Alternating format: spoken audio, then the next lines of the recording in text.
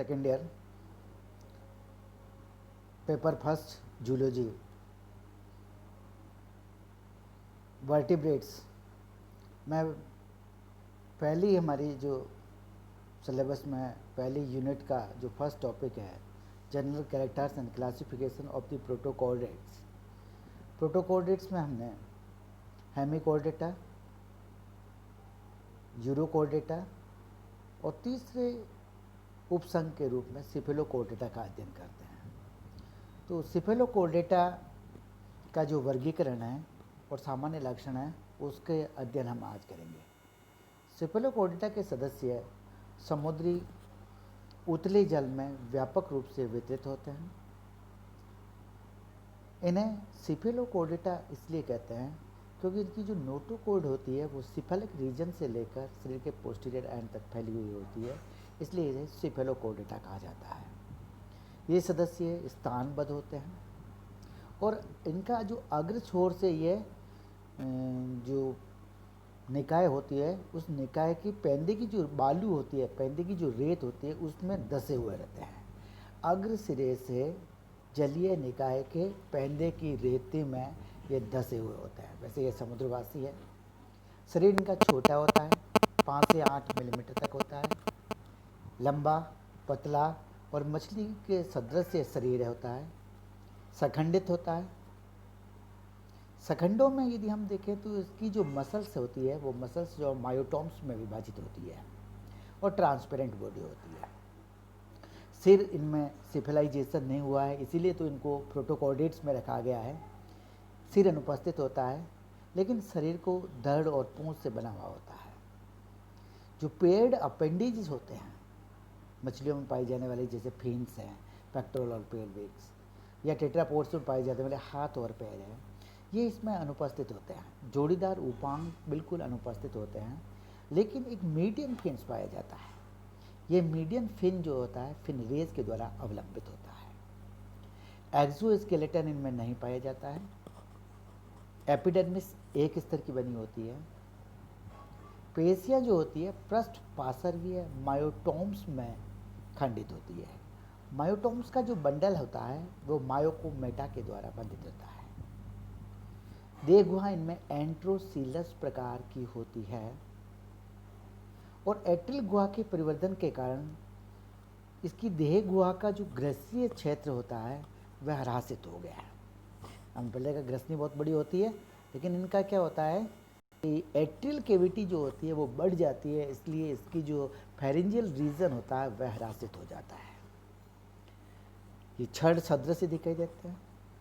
स्थायी रोस्ट्रम से पूंछ तक फैली हुई इसमें नोटोकॉर्ड पाई जाती है और इसीलिए तो इसका नाम सिफेलोकॉर्डेटा रखा गया है। सिफेलोकॉर्डेटा ग्रीक शब्द है। सिफेलो मतलब cephalic means something related to the head, सिर से, और chordata means noto, presence of the notochord. तो नोटोकॉर्ड जो है सिफेलिक रीजन से लेकर के टेल तक फैली हुई है, इसीलिए सिफेलोकॉर्डेटा कहा है। पाचन तंत्र इनमें कंप्लीट होता है। फेरिंग्स बक्कल के से फेरिंग्स में जाता है। फेरिंग्स पे फेरिंजियल गिल स्लिट्स होते हैं। फेरिंजियल गिल स्लिट्स एट्रियम में खुलते हैं। जल की धारा से साथ आए हुए भोज्य कणों को यह ग्रहण करता है, इसलिए यह भी निश्चेतनक कोशी है। जरिल शरीर की सामान्य सतह से इनमें श्वसन होता है। श्वसन हेतु किसी भी विशिष्ट प्रकार के अंग इनमें नहीं पाए जाते हैं। परिसंचरण तंत्र सुविकसित बंद प्रकार का होता है, लेकिन इनमें हृदय अनुपस्थित होता है और श्वसन वर्णक भी अनुपस्थित होता है। उत्सर्जन प्रोटोनेफ्रिडिया के द्वारा होता है। इन प्रोटोनेफ्रिडियस को सोलेनोसाइट्स कहा जाता है। तंत्रिका रज्जु डोर्सल होती है, पृष्ठीय, ट्यूबुलर होती है, नली के आकार की होती है। गैंग्लियंस पाए जाते हैं, इसलिए गैंग्लियोनेटेड होती है। और गैंग्लियंस और मस्तिष्क इसमें अनुपस्थित होते हैं। पृष्ठीय और अद्रीय तंत्रिका मूलें जो होती है ना उसकी, वो पृथक पृथक रहती है। इनमें लिंग भी अलग अलग होते हैं। जनन में असंख्य होते हैं जो प्रत्येक खंडों में पाए जाते हैं और इन खंडों में जंदों की या गोनेट्स की पुनरावृत्ति होती है। गोनोडक्ट्स नहीं पाई जाती है। एसेक्सुअल रिप्रोडक्शन भी नहीं होता है इनमें। निषेचन बाहर की ओर समुद्री जल में होता है और परिवर्धन जो होता है अप्रत्यक्ष मुक्त जीवी लार्वा अवस्था में उपस्थित होती है।